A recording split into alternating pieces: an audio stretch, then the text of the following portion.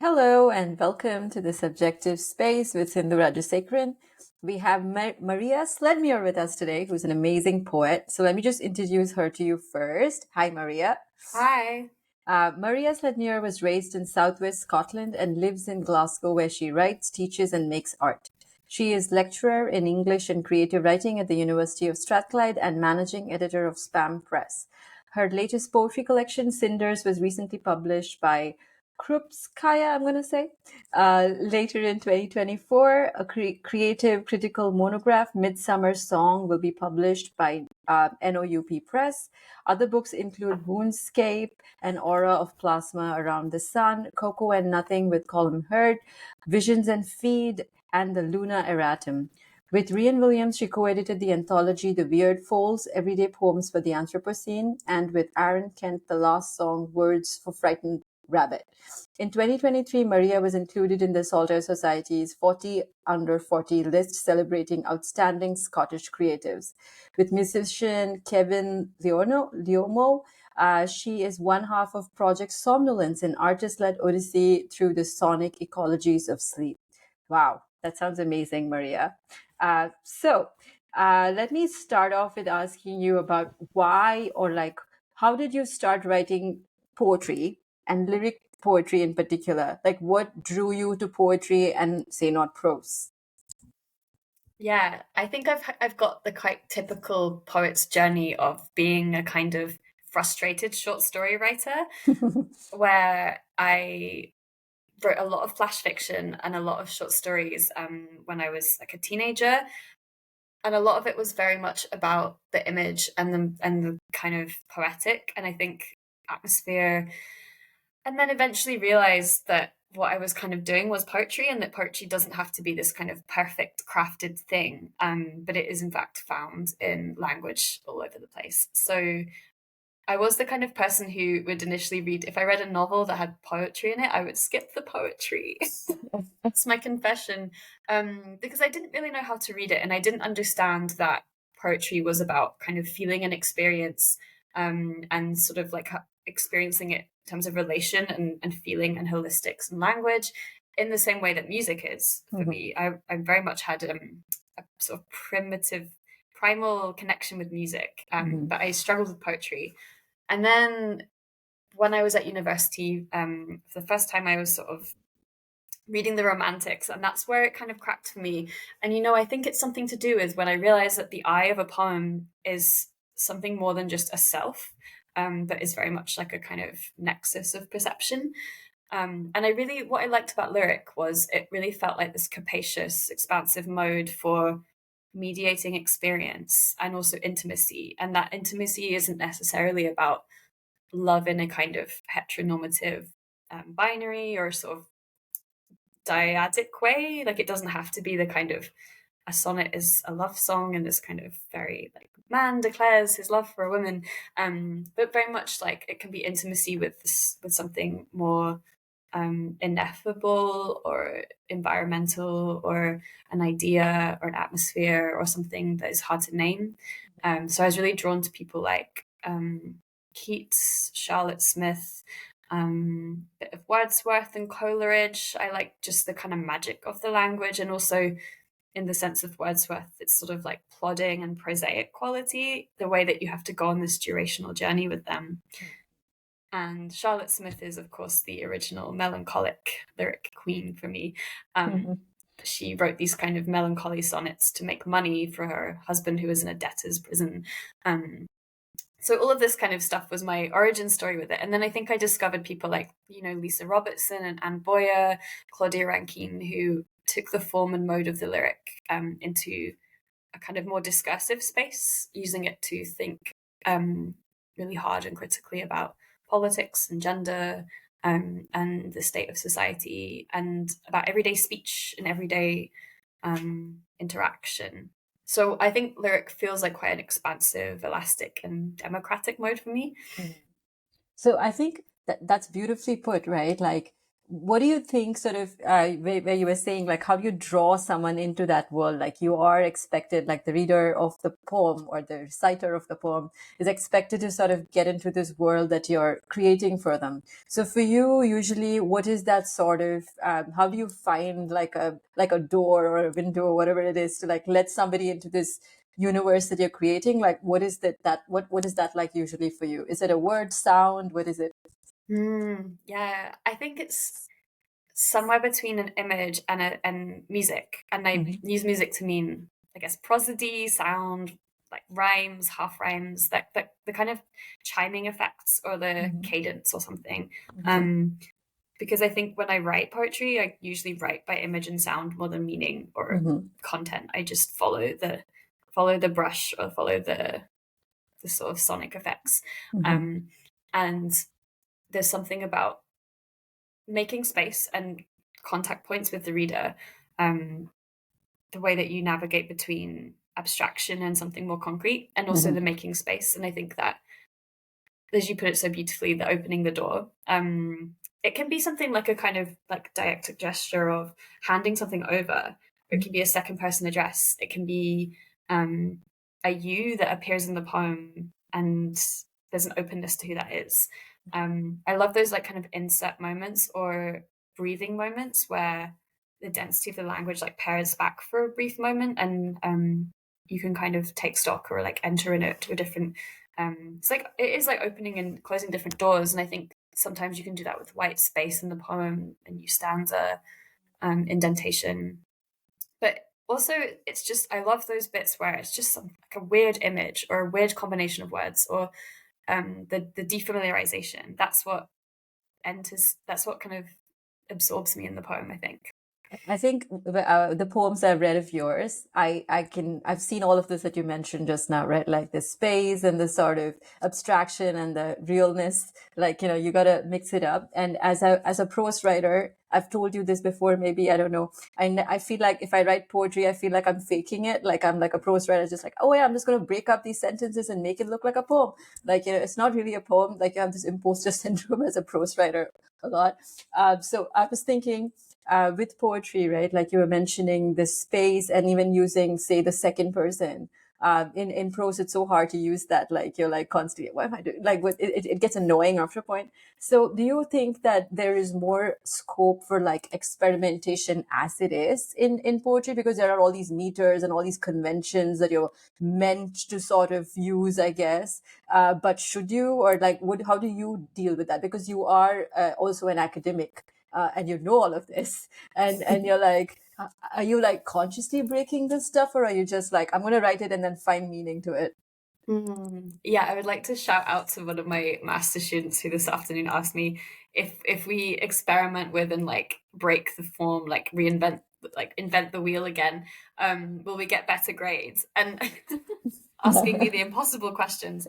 And the answer is like, it doesn't make a poem inherently better because you intervene in an existing form. So like, because you change the meter of a sonnet doesn't mean that you've done something innovative necessarily, or something that's worth innovating. Hmm. It's really about, I guess, like the combination of effects, intentions, contexts, the subject matter, how all of that interacts with the form. And I think that, if you think about what experimental means, it's like you take certain conditions, remits, expectations, a hypothesis, and you put it to the test. So if you think of like an experimental sonnet, it's like you take the kind of ingredients of a sonnet and then you modify something, like you change a variable, and then you see what kind of happens. And I think that I love working with constraint to produce something strange. So probably my favorite poet is Bernadette Meyer, and she would do all sorts of kinds of constraints. So they might be things like she has this book, Midwinter Day, which she wrote in one day. So it's Oh. like a book length poem. I know it's very impressive. She wrote it Mhm. on Midwinter Day in, I think it was the 70s, I want to say. And so like the day itself becomes a kind of temporal or durational constraint.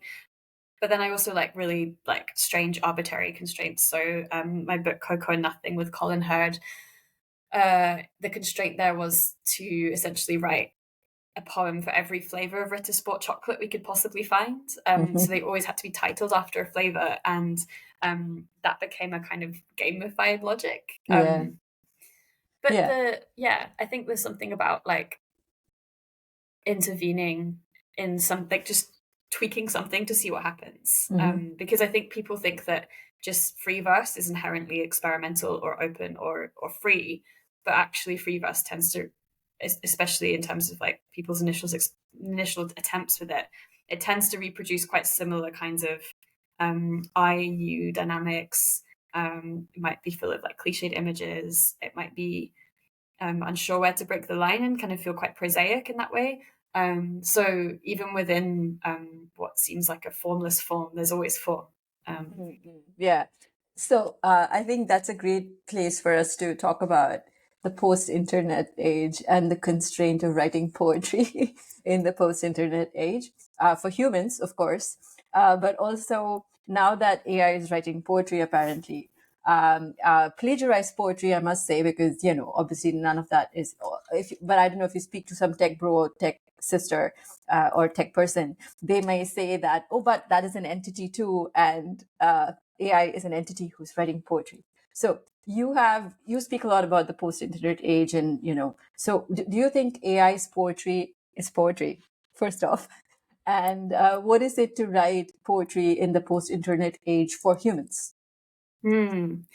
Yeah, these are some really juicy questions. And I find myself in this funny position now where I like edit this post-internet press, but I'm also like the academic integrity officer of the humanities. So it's my job to like chase up all the AI suspected essays. So I'm kind of like, I think I'm really interested in what technological innovation does to not only the forms and conventions of literature more generally, or let's say poetry, but also the conceptual and ethical ideas we have around authorship, originality, creativity, composition. And all of these things are often criteria by which we make value judgments about literature, whether that's in the context of prize culture or academic grading. So the post-internet is a term coined by Marisa Olsen in, I think, the 2000s, to mean something like the condition by which all art is made with the sense, no, with the sense of art that is made with a reflexive sense of how it exists through the internet. So it couldn't have been made in a pre-internet age in this way. So it's like art that thinks that kind of irrevocable condition by which we are mediated through the digital, and there's no like going back. There's no kind of putting the toothpaste back in the toothpaste tube, because even if tomorrow all of the undersea cables just stopped working and there was no more internet, my brain has been rewired. My sense of relationality, language, expression have taken on the inflections of everything from MySpace to Facebook to Instagram to podcasting, all of these kind of media that have produced forms of language and register. So the post-internet was a kind of art movement in the 2010s. And there were some poets associated with it too, everyone from Crispin Best, Bunny Rogers, Sam Riviere, Sophie Collins, poets that were writing with the kind of syntactical styles of the internet, and a lot of that also comes from this movement called Flarf, which is was kind of like listserv poetry of the late 90s and early 2000s. It was mostly from US poets were quite heavy on it. And yeah, it was essentially poems kind of culled from lots of Google searches, and very much about, like, in that sense, plagiarism or appropriation, remixing. And so where we're at now is these are very like experimental forms that do take found text and do something with it. AI is like, or like ChatGPT in its kind of 3.5 or whatever iteration we're on, can't keep up, is a kind of, yeah, it's like it's generative and it's predictive. So it's essentially at the whims of what its source training material is, but also at the whims of the prompt engineer. So behind any AI poem is like someone has put prompts in and it's trained on things that humans have put in it. So I guess like the way I think we're at a point now where we see that the AI, if you ask it to write a poem, it's pathologically unable not to rhyme. It has to rhyme. That's something that they should look out for. Yeah. And that's kind of it. Like, I think it's also this thing of it speaks to the kind of way that poetry exists in the wider culture, because I think, at least in a university context, when we started grappling with generative AI about a year or so ago in a really serious way, a lot of the kind of gimmicky experiments were like, oh, it can write a poem, or I wonder if it could write a poem about my about this or this. And it's like poetry has this kind of like essence of language, because that was the first thing almost before we even tested essays on it. We were like, let's see what kind of poems it can write. And I'm like, does that mean that poetry is like the most important or the most frivolous thing? But I think I've seen really interesting experiments with AI and poetry, where, you know, it's a collaborator, it's a tool, it's down to kind of how weird you can make it. I mean, I think I would say it is poetry because I don't really police what poetry is. I'm quite happy. I mean, I think that like yeah, like you find poetry anywhere. You find poetry in like conversation and graffiti and like advertising. And I don't like take much stock in terms of defining what it is, but I think it's a really, you know, there's layers to this where we've got ethical issues around how it's trained, what it's trained on, copyright, real important like neo-colonial power structures around the all of that stuff. I think that's a good place for me to ask you the next question anyway, because the next one I had for you was, why does constructive sincerity matter? Like you just said, like there is somebody who's giving these prompts and like it's pathologically thinks, oh, it has to rhyme. Like AI thinks poetry has to rhyme. Like that's the thing about humans, right? Like it can never replace. I mean, I hope that AI can never replace humans because we have that constructive sincerity at the end of the day. I feel, at least. But what does that mean to you? Yeah, it brings me back to one of my favorite things I've read about poetry and AI, which I think Jackie Wang, maybe in the LA Review of Books, said something about. Like a poem is also about experiencing how another person follows a thought, or it trains or thinks. And actually, like the more you think about that, the more radical it seems, because the more we cherish what it means to think. And this is my struggle as an educator and as a poet, is to impart the value of thinking creatively and critically, and also the forms of attention that reading and writing poetry provide increasingly feel super vital, because they hold nuance, they hold duration, they hold dissonance and contradiction and paradox, but also they hold like the heart, or like the feeling, or moments of contact that are unexpected. So the way that things move you without you realizing. And I think what I notice about this kind of generic AI stuff is that it's very like, it tells you what to feel, it ties a neat bow. It kind of, that's why it often reads like high school poetry, because it doesn't leave room for the reader. So the constructive sincerity is just that, is like that feeling of whether or not it was intentional, there's a kind of like imprint of the human that's just like the quality of like crackle on a vinyl record that retains a sense of its recording moment, or when you're listening to a song and you hear like that like finger slip on like a steel guitar, and you're reminded that someone's behind that song, like a physical body is there. Yeah. And so like I love those moments in a poem that are kind of like a little bit awkward, because it feels like that's their voice, you know? Yeah. And I think the interesting thing is like how AI will, on the one hand, kind of universalize or smooth out voice, because so many people is like abstracted from personality. But I wonder if there's a way in which, I think we're already writing more like the AI at this point. Like it kind of goes both ways. So Yeah. that's There's scary, but also interesting. I saw a tweet on X that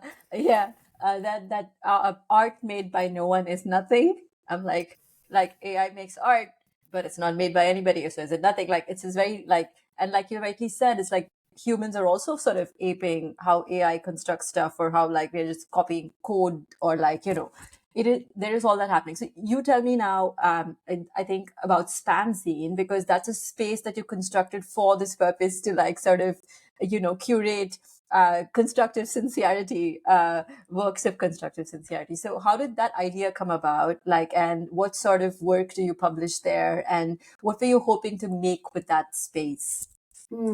Yeah, so Spam was founded in Glasgow in 2016 by Maeve Harper and Denise Benetti. And then I joined about sort of 6 months later. And it was founded to kind of fill a space that was perceived where a lot of poetry was either quite establishment lyric poetry that felt very formal and very inaccessible in some ways to a younger audience or to a more amateur audience. And then there was like the slam scene and the performance circuits, which felt like their own thing, their own community, and very much set up for folks that wanted to write and perform like that. But in between, we were like, well, where's the poetry that is kind of got the signature of what it feels like to exist in the 21st century? Because I think there was a lot of initial. So we did 10 zines over about 5 years, which covered lots of different quite varied themes. And the idea was to kind of marry pop culture with theory and serious sort of academic inquiry. But we basically were like, we want to write silly poems about chips and cheese, Gordon Ramsay, prom date, internet, the Kardashians, but also we want to think through like Adorno, Derrida, post-structuralism. And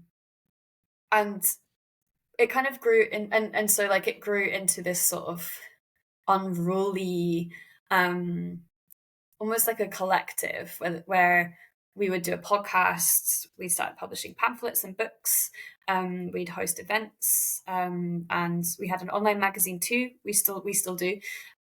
And over the years, we've kind of branched out what we publish, because I think what's been really interesting is that the term post-internet feels like a dated and almost like kitsch term now, because it's not radical to say poetry that acknowledges the internet. It's like, it's so far from radical. But weirdly, in 2016, we didn't have things like Instagram poetry. We didn't really have a discourse in the literary world the way that we did in the art world about this. So the art world was like ahead of the curve, I think. But really thinking about the kind of like collectives that form through this. So what I've loved about Spam is that because we've always been this kind of strange organization operating between sort of Instagram, Twitter, and the live space, like the IRL, because I still like the IRL as a way of talking about in real life. Me too. I still use that all the time. And like I don't know, for lack of a better word, the Zoomo scene, which was most of the pandemic. So many Zoom events. We've just made so many friends through it, and really like what's been interesting is the movement away from quite what was felt like spammy poetry, which did have that kind of fluff or sort of experimental collages and things like that. That still is something we love, but we've also really like lots of poets have come to us with manuscripts which in a more subtle or nuanced way kind of interrogate like the mediated condition of the internet in daily life.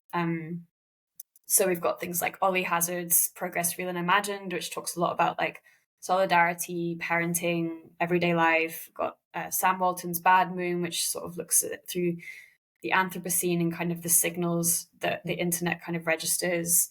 And more recently, we've published 13 Morissettes, which is a transatlantic collaboration between Courtney Bush and Jack Underwood, which comprises mishearings of Alanis Morissette songs. So they've composed an original... Can you mishear it? Like, okay. What was so spectacular about it is that it's like mistranslations almost. And sometimes when they perform it, they sort of like do it to the melody, but it's not quite there.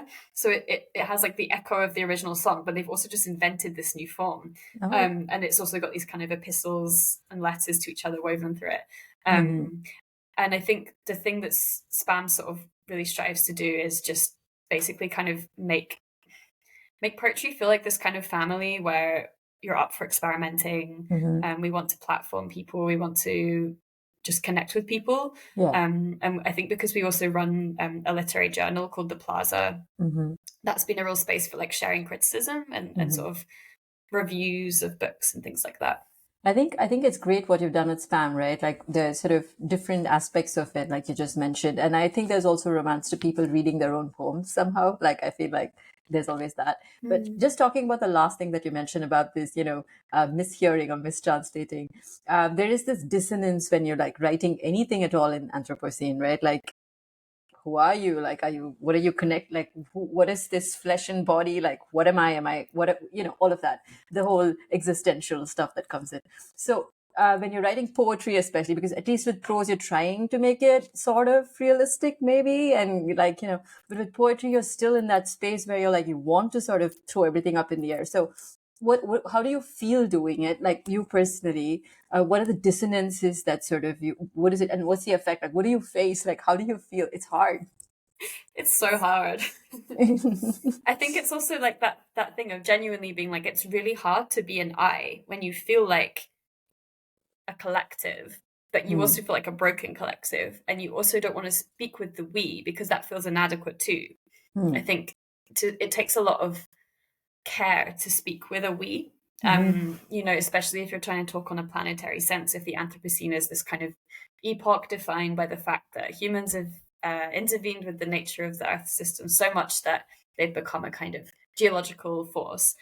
But as we know, like it's not quite true, like in the sense that who has caused this is very different from who is feeling the most effects of it. So to speak with a we is like quite a dissonant experience because it's just like masking all these fractures. Um, and so like when I think with poetry, what I love is that you can speak from the elements, you can speak from the more than human, you can speak across times. Um, I find that when I think about the Anthropocene, initially I was trying to think about it as like what would it be like to think about where we're at now from the perspective of 50 years. So it's that kind of like hand wringing, like what could we change about now, knowing what we know. But then there's also this feeling of irrevocable. You have to hold a bit of hope, but you also feel like so much has passed and changed, and it's the pain is so intense that the world is feeling that you kind of want to write about like how that pain and like loss and grief registers in the stones or in the weather or in specific life forms, because to abstract your own feelings onto the more than human is on the one hand a kind of human disidentification or a sort of dissociative act where you're like I can't bear that so I'm going to write about it happening to a stone, but it's also a kind of like sort of solidarity or intimacy where you're like who says that I can't have like an affective reaction to a stone. um because I think if you like spend time with specific landscapes and they're intensely emotional spaces and it's hard to put a finger on, they're more than human emotions. um and with poetry I think that you can, it's about relationality, it's about moving through time, it's about the density of things. For me, I also feel like the Anthropocene is like this sense of everything everywhere all at once because it's so mediated now. And we know we've seen every disaster movie. We know so much. It's not about paying attention anymore. It's like we know, Hmm. but it's like what next? Yeah. And I think that feeling of like the cascade of it all is the thing we're trying to live with. Whether in a really material, precarious sense because our lives are threatened, or whether because it just seems existentially overwhelming. Like, how do you think about the future? How do you think about having children? How do you think about where you want to be in 5 years? I can't think about any of those things without thinking about the Anthropocene. Yeah. It's a Yeah. haunting, right? Like, so Yeah. I think that registers in the poetry. You saying haunting just brings me to the next thing about cinders. So let's talk about cinders. I'm just going to read this out a little bit. Anthropocene myoscapes of deep time, haunted leisure plazas, and terraformed moss sounds. Fascinating to me, which is what Cinders is set in. How did you get there, first off? Did language draw you to this space? Like you just said, we've seen all the horror movies, we've seen everything. So, there is that imagery. But what came to you first? Was it like the poetry of it? Like, was it the words, the imagery, the fear, the hope? What was it? Yeah, so Cinders was a project that I started in 2019 um, because I read Jacques Derrida's book of the same name. So I read his book Cinders, which is a book about language and the remainder, what comes after the fire. It's about historical trauma, it's about archives, it's about the Holocaust, but it's also about the way that something remains in language that's a kind of like a spark. Or if you think about what a cinder is, it's like the afterglow of a fire that's still glowing, and it's almost like the thing that you can't rub out. It's still there even after you've burned everything. It's still this like presence that's kind of also a trace of absence. So I was kind of thinking a lot about that, and what I liked about the translation, I think it was the Ned Lukacha translation, was that it also had this kind of residue of the fairy tale imagery. Like all the better to like eat you with, or whatever the sort of Disney quote is, the fairy tale quote. And I was also drawn to the fact that Cinders is a shorthand for Cinderella, and Cinderella is the kind of like forlorn, sort of neglected sister or daughter, and who is sweeping the ashes of the world. And I had this image in my head of like ecology as a household, like the word ecos means household in the kind of Greek. So I had this idea of like the house of the world, and who is this Cinders who's like sweeping up the mess. She is us, but she's also more than us, and she's also the afterlife of us. And I kind of wanted to almost like write this slightly over dramatic and slightly theatrical collection that is written with the spirit of Cinders. Like, who is she? And she's a sort of like working class laboring gendered subject, but she's also more than human. She's also like a force. So the collection takes us from like community town hall meetings to kind of domestic family situations, to the kind of to wind farms, and then out to space. So especially it kind of culminates in this kind of interrogation of the sort of Elon Muskian terraforming as a solution to climate crisis. Let's just go to Mars. And so like I'm really interested in Mars as this mythical elsewhere that is impossible. And it's like this kind of planet that is just like gaseous and strange and fiery, and it has these like this search for water on Mars is like a kind of holy grail. And when we say like the landscape look Martian, it kind of feels like barren.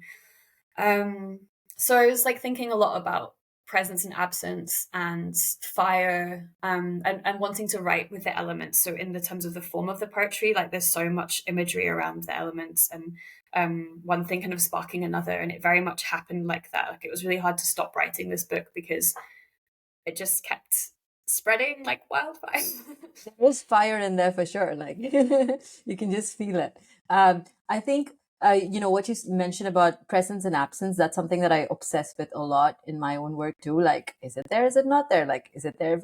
All of that. And when you talk about like going to Mars, right? We as humans, if we ever go there, take all these memories of whatever from Earth, and then we go to this place like Mars, which is really like eerie, according to me. It doesn't look like a home planet for me, but it's so red, and it's. So, what do you think? So, in Cinders, do people actually go there, or is it more of a sort of absence or presence of imagining what it would be like? How do you visualize that? So it's kind of a mix. There's some poems that are almost like sassy takedowns of like the sort of NASA industrial complex, for lack of better word. But then there's this poem that like ends it's this poem that ends the collection, called "The Way to Keep Going in Arcadia," and Arcadia is a place on Mars, but it's also a word that means paradise or utopia or a kind of pastoral, heavenly space. And it's named after Bernadette Mayer's "The Way to Keep Going" in Antarctica, which is a very freezing landscape. And her poem is all about like, it's sort of got this refrain of like, keep going, Bernadette, stay strong, Bernadette, kind of what landscape do you put yourself in to pull yourself through the struggles of life?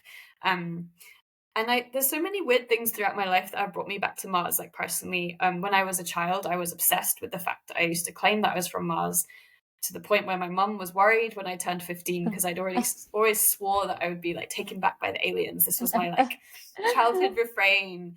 But then a few years ago, my hometown, which is just like this small town in South Ayrshire called Maybole, there was like some announcement on their website that they'd like named a place on Mars after Maybole, and I was just Oh, like, what? how? um, and just there's something about like the idea of like Mars as a homeland for me, Yeah. which seems ridiculous, and I don't mean it in a kind of like you actually. It's not like wanting to go there, Mhm. but it's this kind of absolutely like unlivable but tantalizingly livable space. And I think Mhm. that's like a really problematic like capitalist construction, but it's also in my head it's like this kind of para universe where um you can access quite like turbulent childhood feelings, and also just a lot of the things is about like knowing Mars. Like, can we know? Like, I think sometimes with space, there's this people who are just like, I don't want to know about it. It terrifies me. It's too big. It's too strange. The same like the bottom of the ocean. And then people who are like, I want to know everything about it. Yeah. And I guess I'm somewhere in between. Like, I'm really interested in the forms of knowing that we have about space and what that tells us about how we navigate our own sense of like being and scale, and like our, I guess, like what we owe the Earth as a planet and like planetary being, because I think we need to learn planetary being like ethically. So I was just going to say that in many cultures, including my own, we are all supposed to be connected to all these planets. So every month, like my mom would send me a horoscope saying, "Oh my God, Mars is in, like you're in Mars, like you gotta watch out." Like I'm like, I get it. So and as I've gotten older, in the beginning, I rubbished all of this. I'm like, I'm so rational, blah blah, and now I'm like, it makes sense. Like I'm like, okay, this makes sense. But so Mars is like not one of the most like heavenly sort of places, right? It's supposed to bring out your darker sort of sides, like you said, the childhood traumas and everything. So if you're gonna like thinking of that as a potential homeland for me feels like I have to deal with everything. It's like therapy for me. I have to deal with everything. Like I cannot just be like it's all cool. Yeah, it'd be much better to like go to Neptune where it rains diamonds Yeah. than to go to Yeah. Mars where it's like just probably it's just very, very difficult. There's no water, or like it's just feldspar and dry ice and kind of barrenness. And I think that there is like that feeling that we, the kind of cliche of like, is it in the kind of like, I suppose like Western millennial capitalist industrial culture complex where we're always like, well, astrology is just a way we can think about the future, which we have no control over, but it allows us to think that we do. And I think like that's a cynical take, but there is something kind of reassuring about it as a form of phasic time. Like, I actually really like the Saturn return thing because it's this premise that when bad things are happening, that phase will pass, and that you have to go through that for the next thing to happen. And I think that like poetry is like a phasal medium. Like it can be narrative, but I think in the book in Cinders, it's it's like passing through phases, and some of it is like quite obviously like tied to the present. There might be a reference that feels very like contemporary, but a lot of it like teaching gym is a gimmick or whatever, or sexts or something. But then there's or Google, but then there's like a lot that's quite like happening in like a kind of geological time scale. There's like trilobites and just quite abstract big geological images. So um I was quite interested in like how you have the debris of the contemporary feeling amidst that sense of being lost in space, like literally lost in the expanse of trying to grapple with this with extinction basically. Mhm. Thank you for that. I think I'm excited to read Cinders now because it's set in Mars, and so I'm gonna get my hands on it. Okay, we're running out of time, so I have two more questions for you. One was about you had a career as a music journalist before you got into writing poetry and teaching. So do you miss that at all? And I mean, you mentioned made a lot of music references before, which shows clearly that it inspires your poetry and your writing. But do you miss music journalism? What do you miss about it? Yeah, I miss it so much. Like, thank you for this question because nobody asks me about this. um I really miss the act of writing about music. Like, I really miss the kind of energy of something brand new is out and you get to listen to it before it's out, and you respond and like finding a language for it, because I always tried to write for publications like Gold Flake Paint, who invited a more exploratory, personal, responsive kind of mode of writing. And I think music journalism in the 20th century has got so many great, like just things like Melody Maker or the NME, these magazines that would allow for quite bonkers experimental writing. Like, frankly, like the kind of connection of like French theory and pop music and stuff like that. And I loved the kind of urgency of the writing. Like, a lot of it would just be, yeah, like 20-year-old writers responding, and it's quite unedited. And I love the energy of that. And I think I was sort of most active with it at a time in my life where I would go to gigs like 3 times a week, and it was something about just paying attention, I think, and also just making connections between things, and the people that you meet along the way for sure, and working with editors like Tom Johnson at Goldflake Paint is a dear friend and very much like inspired me to kind of be more personal with my writing. But I think the way it's like influenced me, or like it's still present, is that I always want to think about culture as a really important way of figuring out what's happening in the world. So culture thinks the present, it thinks the past, it thinks the future, and not just like the content, but also the form and like the way it's distributed and the communities that form around it, especially in like queer spaces, working class spaces. And I'll always be interested in that, but also the ekphrastic potential. So the way that music journalism is like dancing about architecture, right? It's trying to evoke a sense of the feeling of a gig or a song through words, which aren't quite adequate. And I always love playing with that gap and that inadequacy. And I think that's what my poetry often tries to do. But I also think it's like our obsession with pop music is like our contemporary myth making, right? So in the last couple of years, I was collaborating with Ian McCartney on a book called Languishing Cute, which is kind of inspired by the music of Caroline Polachek, who also pops up in Cinders. So I think it's like making these kind of like mythological siren figures of these kind of like high femme, like chanteuse. It's doing a kind of Nice. similar myth making work. Yeah, I love that. So my last question for you is, what do you think would be the different forms that poetry takes in the future? Obviously, we're all post-internet is already done. We're in some meta place or whatever. I don't know where we are now. So what do you think poetry will be in the future? Who's going to write it, and what will it be? Well, I guess a lot of it's happening on TikTok. I think a lot of it is happening in spaces where poetry feels like it has flourished a lot in the last 10 years, because it's a form that allows for short attention spans, and it's portable and it's cheap and it's available and it's feeling. And I think that in the future, there'll be, on the one hand, I suppose, like a kind of turn back to, I think there'll be a turn back to like the handwritten, and a kind of like that craving of presence, like the sense of like material scarcity through the digital age will make us really want to have paper, and like the more and more like the real world feels like a very, very like threatened space.